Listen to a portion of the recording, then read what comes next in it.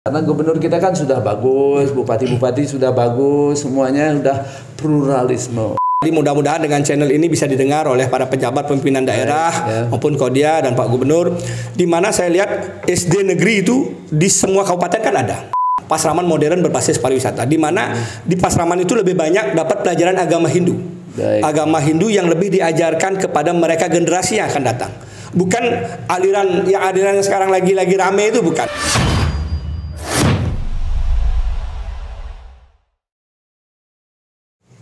Selamat pagi, saya sekarang berada sama Jero Bima Ismaya Jaya. Beliau adalah tokoh Bali yang peduli terhadap saudara-saudara kita di Nusantara. Pagi hari ini saya ingin mendengar karena warga masyarakat Bali yang tinggal di luar Pulau Bali merasa nyaman atas statement-statement beliau karena sangat penting, sangat riskan, sangat sensitif. Mari kita dengarkan beliau karena ini sangat berpengaruh terhadap kerukunan kita di seluruh Indonesia terhadap minoritas. Bagaimana Pak Jero? Karena kemarin mungkin 1-2 tahun yang lalu Pak Jero sempat berstatement terhadap Ustadz Somad yang datang ke Pulau Bali.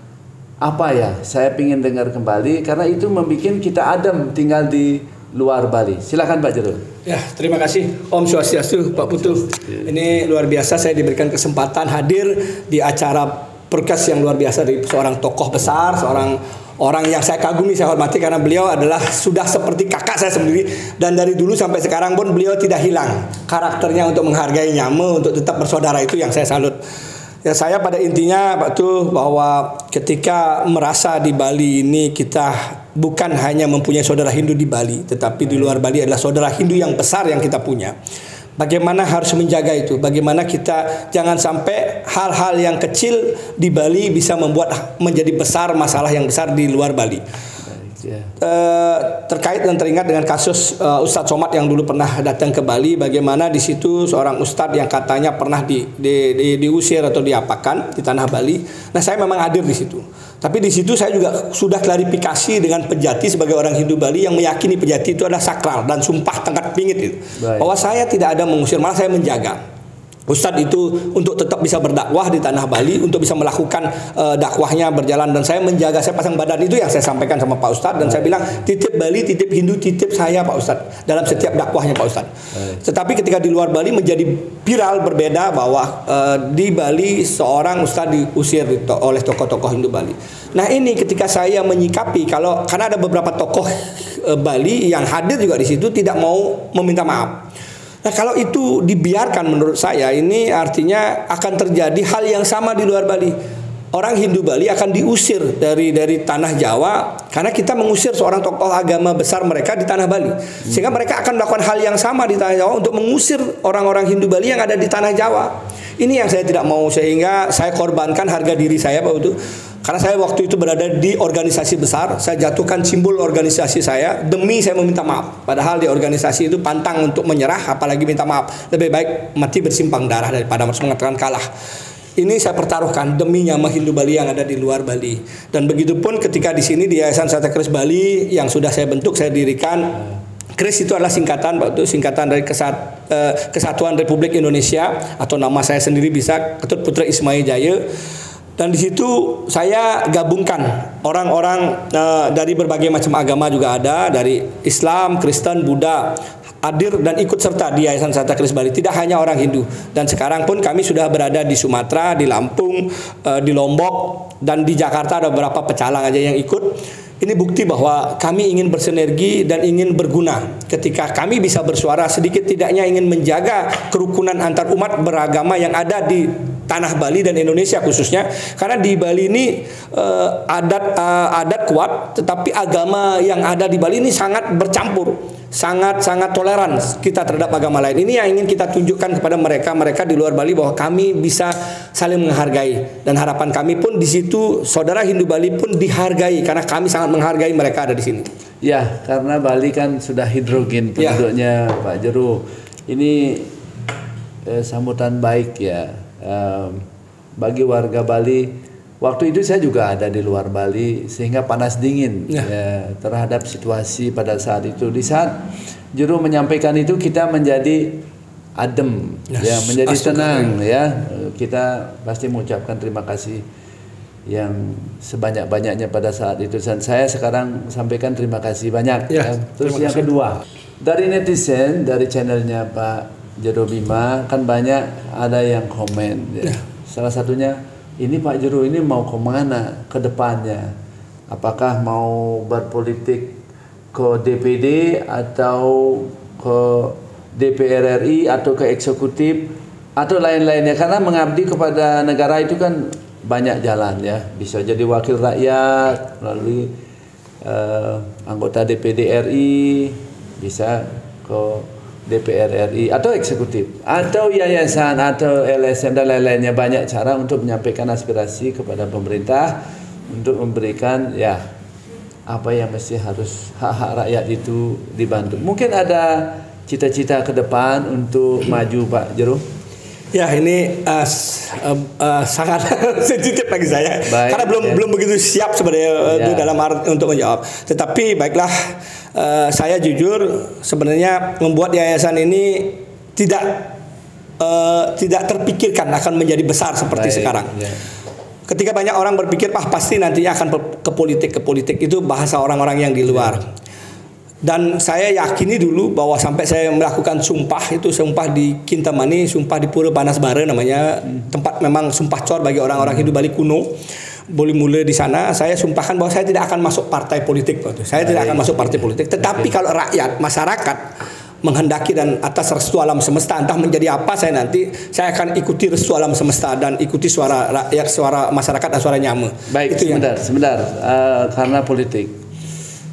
Bila mana anggotanya Pak Jero nanti testimoni terkait dengan aspirasinya, karena ini kan kalau kita memperjuangkan sesuatu tidak melalui jalan politik tentu akan sedikit ada hambatan. Umpamanya kalau partainya berkuasa tidak di ranah politik itu juga akan terhambat, dan ya bukan susah tetapi liku-likunya banyak. Nah, ini nanti mungkin terjadi karena dari komen-komen netizen, komen-komen description-nya channelnya Jero Bima ini banyak ya maju ya, sekian persen itu komennya untuk mewakili aspirasi masyarakat Bali ke depan. Tentu ini kembali ke tangan Pak Jero Bima. Apakah Pak Jero maju atau tidak? Karena kalau maju nanti ke DPR RI jauh lebih akan leluasa untuk membantu aspirasi masyarakat Bali. Kalau umpamanya mau membantu keagamaan, adat istiadat, duduk di Komisi 8. Kalau mau infrastruktur, Komisi 5. Kalau terkait dengan law and human right, di Komisi 3. Tentu ada pilihan sesuai dengan kemampuan Pak Ketut. Seperti yang saya dengar dan lihat komen-komennya itu, seperti itu. Silahkan. Ada beberapa hal yang memang tidak bisa Pak Ketut lakukan di saat membela keagamaan karena tidak duduk di Komisi 8. Nah, mungkin ada cerita lain nggak? Bila mana umpamanya anggota yayasan memberikan testimoni kepada saudara Jero Bima untuk maju mewakili aspirasi di keluarga yayasan dulu. Gitu. Apa yang pendapat? Ya, saya sebenarnya ini sudah juga mengerucut di saudara-saudara kita di yayasan bahwa mereka menginginkan saya harus maju tidak berpartai seperti semula. DPD RI adalah tempatnya itu. Jadi kemarin gagal itu harus diulang. Banyak orang mengharapkan saya kembali maju DPD RI, dan saya pun sudah memikirkan kalau memang itu kehendak dari Nyame utama dan restu alam, pastinya saya lebih memilih ke DPD RI dibandingkan DPR RI. Kenapa? Kalau DPR RI, jujur saya tidak berani bersaing dengan para senior saya. Mereka sudah memposisikan, dan posisi yang mereka sudah lakukan sudah berjuang. Saya hanya berjuang dengan janji saya bahwa tidak memakai partai di DPD RI. Kenapa juga saya akhirnya ingin ke DPD RI ketika ada kasus yang pura ditembok, yang tahu ada pura yang ditembok itu tidak bisa mendapatkan akses jalan. Saya ketika ingin berbicara kepada mereka, kewenangan saya tidak ada. Siapa saya? Hanya seorang ketua yayasan. Bagaimana saya bisa memanggil atau mendudukkan mereka di dalam kantor atau tempat? Pasti mereka akan tidak hadir. Karena saya tidak mempunyai kewenangan itu. Minimal saya mempunyai stempel negara yang bisa akan saya suarakan untuk saya berjuang kepada tanah Bali saya dan kepada kebenaran saya. Begitupun masalah tanah, kasus tanah yang mana merasa ada mafia dan dizoliminya sama kita, tidak bisa juga saya perjuangkan. Yang terakhir perjuangan yang kemarin ini baru adalah perjuangan masalah desa adat. Bagaimana orang Yama Bali, Hindu Bali yang harus diusir dari rumahnya, dari tanah leluhurnya karena dianggap melawan adat. Ini kan sangat sensitif sekali bagi orang yang lemah dan bagi Hindu Bali sendiri. Ketika kita sudah sedikit terus ada sanksi-sanksi yang berat, bisa jadi besok-besok mereka akan pindah agama, entah ke agama mereka apa yang akan mereka ambil dan pilih. Ini akan merugikan kita sendiri. Kenapa? Karena adat ini betul-betul cermin dari Hindu Bali, tetapi tidak harus menghakimi dan menzolimi orang Hindu Bali sendiri. Sepertinya Pak Jero Bima sudah punya niat untuk mewakili aspirasi masyarakat Bali ke DPD RI. Saya hanya memberi masukan karena saya mantan wakil rakyat yang kurang berhasil, tapi saya minta maaf belum bisa memenuhi aspirasi masyarakat Bali secara utuh. Namun saya dengan jalan lain mungkin di LSM atau media, saya akan berjuang untuk sama-sama Pak Ketut untuk memperjuangkan aspirasi masyarakat Bali. Kalau saya berharap sih Pak Ketut menjadi ketua DPR RI supaya lebih gampang, karena di situ ada norma-norma atau rumah-rumahnya bila mana mau membantu masyarakat Bali melalui aspirasi. Apa yang disampaikan tadi urusan tanah duduk di Komisi 2, urusan budaya, keagamaan di Komisi 8. Di DPD RI juga ada. Namun nanti tolong diingat di saat duduk nanti pilih sesuai dengan apa yang Pak Ketut lakukan. Tugas dan fungsinya DPD RI seperti kawan-kawan saudara-saudara kita di Bali yang mewakili masyarakat di Senayan. Ada beberapa hal Pak Ketut terkait dengan budaya kita, ya. Hukum positif kita menyampaikan bahwa undang-undang itu berlaku bila mana dilakukan dengan baik, tidak ada intervensi. Tetapi hukum adat kita, yaitulah tidak sinergis linear terhadap hukum positif kita. Apa yang Pak Ketut sampaikan tadi itu lama-lama nanti saudara kita pindah agama karena terlalu ketat. Nah ini mesti harus disampaikan aspirasi ini kepada guru wisesa kita, bagaimana caranya menengahi permasalahan ini supaya tidak menjadi konflik di kemudian hari. Yang ketiga Pak Jero, banyak sudah membela masyarakat Bali. Apa yang Pak Jero lakukan bila mana berbenturan dengan hukum positif kita, kita mesti harus hati-hati karena sedikit saja, ya, karena politik itu adalah kekuasaan. Apapun itu bahasanya, ya, di depan forum berkelahi, berseberangan pendapat, tapi setelah itu rukun semua. Nah ini adalah majority rule dari demokrasi kita. Demokrasi kita itu sebenarnya baik-baik saja, karena yang ada adalah kepentingan, khususnya Bali, ya. Apa menurut Pak Jero, apakah pembangunan di Bali ini sudah optimal atau masih ada masukan-masukan lain lagi terhadap pemerintah pusat ke Pulau Bali yang kita cintai? Apa harapan Pak Jero selaku Yayasan Kris, karena banyak masyarakat Bali di luar dari keluarga Kris juga memberi komen, semoga bisa mewakili aspirasi masyarakat NTT. Kemarin sudah diceritakan itu, masyarakat luar pun yang tinggal di Bali itu banyak mengharapkan bantuan Pak Jero. Nah, apa langkah pemerintah? Karena gubernur kita kan sudah bagus, bupati-bupati sudah bagus, semuanya sudah pluralisme. Ada hal-hal yang memang mesti harus ditambahkan oleh Pak Jero untuk disampaikan. Mudah-mudahan melalui jarak podcast ini, karena jarak itu sudah ada di seluruh Indonesia dan di Jakarta, di masing-masing departemen sudah ada wartawan jarak pos, sehingga ini bisa disampaikan dan didengar podcast ini, dan itu yang disampaikan nanti melalui jawaban Pak Jero untuk Pulau Bali yang kita cintai. Silakan Pak Jero, apa? Ya, masih Pak Betul Diputu.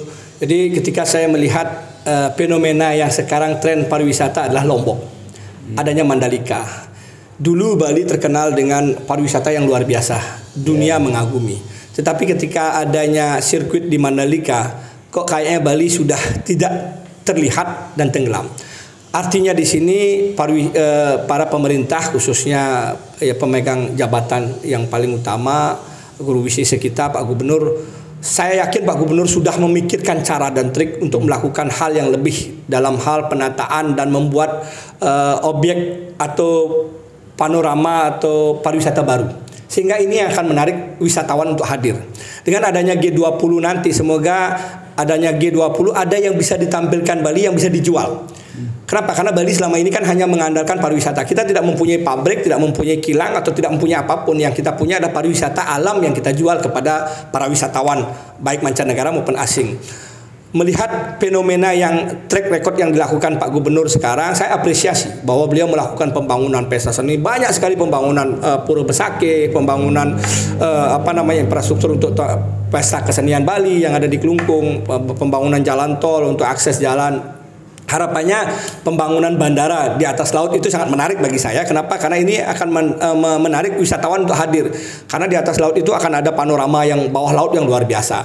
Di samping itu mungkin Bapak Gubernur bisa mengalihkan untuk membuat infrastruktur baru di Bali agar pariwisata ini bisa bangkit kembali. Karena kebangkitan pariwisata yang saat ini dirasakan masih kecil sekali dibandingkan yang sebelum-sebelumnya, dibandingkan yang sudah ada di Pulau Lombok kemarin itu.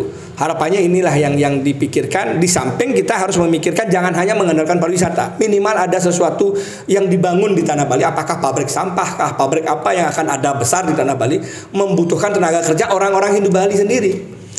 Baik, ya sepertinya Pak Ketut berpendapat terkait dengan wilayah DTW, daerah tujuan wisata. Apakah tidak perlu pemerataan pembangunan penataan pariwisata di seluruh Bali itu? Apakah Pak Ketut setuju itu ditetapkan di satu titik Kelungkung dan Besakeh? Apakah tidak perlu pembangunan ada di Air Saneh atau di daerah-daerah lain di seluruh Bali? Kan kabupaten lain juga pingin pembangunan merata penataan itu. Apa tidak perlu menurut Pak Ketut? Sangat perlu. Kenapa? Karena ini yang saya lihat ada pembangunan yang sudah mulai agak sedikit merata ya, bukan merata sekali. Jadi ada pembangunan yang di Kelungkung pesta kesenian sudah digeser di Kelungkung objek pesta kesenian. Terus Besakeh penataan dari tempat parkirnya dan pengelolaan tempat sudah mulai dilakukan di Karangasem itu. Dan ke Buleleng mungkin ini bandara ini yang akan menjadi poin pioner untuk pembangunan pariwisata dan untuk menarik wisatawan.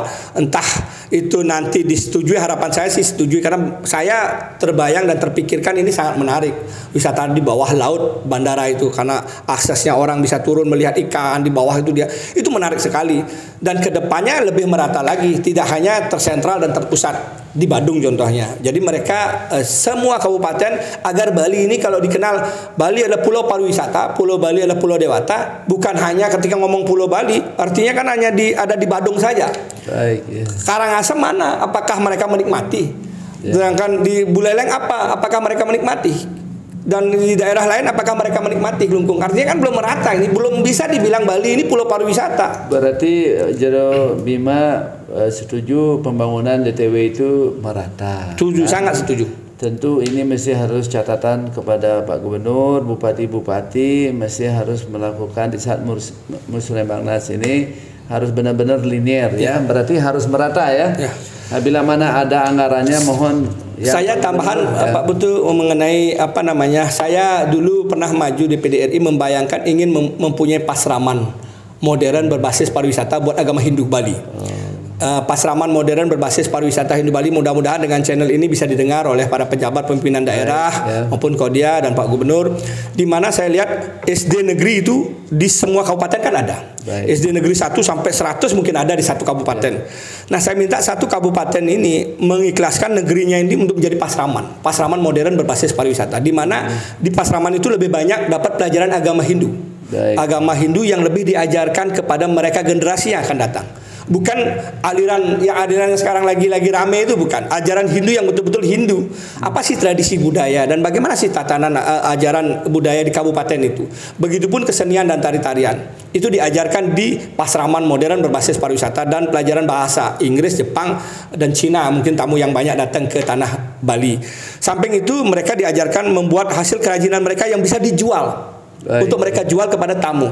Dan saya pun minta ketegasan dari pemerintah kabupaten, pemegang izin khususnya untuk memberikan ketegasan kepada pelaku sektor pariwisata agar apa? Agar izin ini dikeluarkan dan nantinya izin ini betul-betul ditertibkan. Wajib hukumnya mereka itu menghadirkan tamu pariwisata yang travel masuk ke pasraman-pasraman ini di masing-masing kabupaten. Agar apa? Agar mereka tahu. Jadi kalau saya sendiri sering tur ke luar negeri, ketika saya tur saya nggak tahu diajak kemana, tahu objek wisata seperti ini, padahal objeknya biasa aja, tapi saya harus ngikutin. Nah seperti itu yang saya mau. Mereka masuk bayar tiket $100, mereka melihat tarian kesenian anak-anak di masing-masing kabupaten itu, mungkin dia ngetip, dapat anaknya hasil, dan hasil kerajinan yang dihasilkan oleh anak SD sampai kelas 6 itu bisa dijual kepada tamu sehingga mereka menghasilkan uang yang bisa dibagi ke sekolah, dapat ke mereka pun dapat belajar dari dini, dididik. Nah ini harapan saya itu yang bisa dilaksanakan oleh pemerintah. Dan berikutnya adalah saya menginginkan adanya Dharma Wacana Muda. Dharma Wacana Muda ini kita haus akan Dharma Wacana. Bagaimana dulu saya pernah berinteraksi dengan Ustadz Somad, seorang ustadz yang masih muda, yang begitu digandrungi oleh tokoh-tokoh Islam yang tua-tua. Kita di Hindu Bali, siapa sih Dharma Wacana Muda yang digandrungi? Belum ada.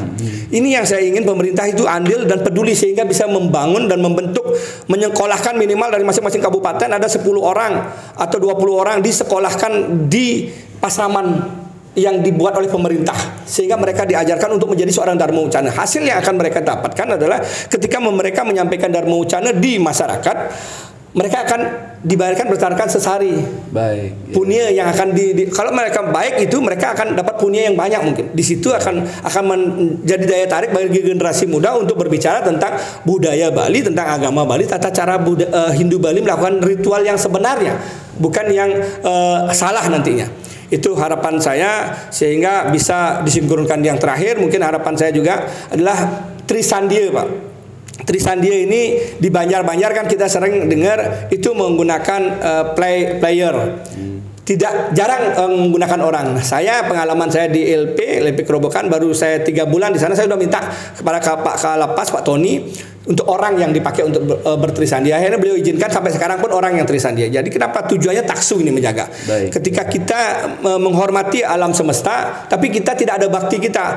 Untuk trisandia aja kita ngasih kaset. Di mana taksu kekuatan alam itu? Beda sama agama lain kan orang yang berdakwah atau apapun. Kita tidak, ketika itu kaset yang kita pakai. Di mana taksu kekuatan tanah Bali untuk kita menghargai betari-betari. Inilah yang saya mau Banjar-Banjar di seluruh Bali menggiatkan agar orang lah yang diturunkan. Ketika dia tidak hafal, tidak perlu pemangku. Ketika memang tidak ada pemangku sedikit, orang bisa, orang masih muda, dia bawa canang, bawa dupa untuk trisandia di jam 6, jam 12 dan jam 6 sore. Dibagi waktunya untuk melakukan ritual itu agar taksu tanah Bali, tanah itu bergetar. Tidak perlu harus mantra yang pinter, jago, eloan, tapi minimal nada itu disampaikan pada alam semesta. Itu harapan saya. Baik Pak Jero, itulah yang mesti harus didengar oleh regulator, khususnya Pak Gubernur, dan khususnya lagi kepada kepala dinas yang membidangi tugas dan fungsinya. Nah ini adalah masukan, perlu disusun dengan rapi. Usulan ini sangat inovatif. Mudah-mudahan masyarakat Bali yang ingin tahu dari lahir mengetahui tentang ajaran agama Hindu, tadi disampaikan tentang sembahyang, itu sangat perlu sekali supaya tidak ngambang di saat ditanyakan tentang agama Hindu, tentang trisandia. Orang Hindu ya sekarang itu banyak yang tidak paham. Dengan usulan ini saya yakin ya yang memegang regulator terhadap Pulau Bali ini mohon diturunkan kepada kebijakannya ke Kadis dan turunkan ke kasih-kasihnya sampai ke masyarakat supaya ini kita benar-benar ya kurikulumnya rapi untuk diterapkan kita bermasyarakat di Pulau Bali. Ada tadi jawaban Pak Jero terkait dengan pembangunan Pulau Bali. Ya, karena di Bali saya lihat ada yang merencanakan, ini orang Bali juga yang mendesain, ada yang menolak, ada yang mendukung. Hal-hal yang wajar. Mungkin ini perlu sosialisasi yang benar, kayak di Bali Utara dikomplain terkait dengan adanya mesti harus adanya di lautan oleh Pak Jero Nyoman Rayuse. Nah ini mesti harus didengarkan, namanya aspirasi masyarakat, apalagi beliau adalah wakil rakyat.